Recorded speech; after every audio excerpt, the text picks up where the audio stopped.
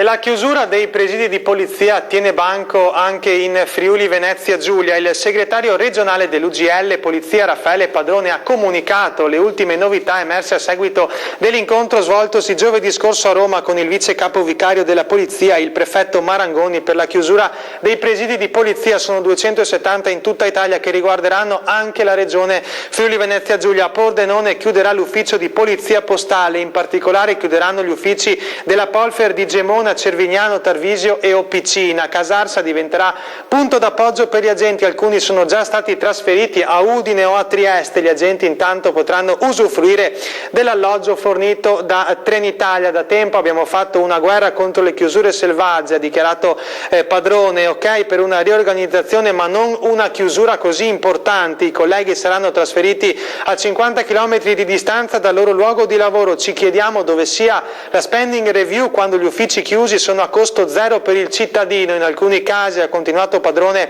abbiamo contratti di vigilanza in essere con enti come le Poste Italiane fino al 2017 che quindi non potremo rispettare e magari ci toccherà anche pagare una multa per la mancata erogazione del servizio. Le chiusure avverranno nei primi mesi del 2015.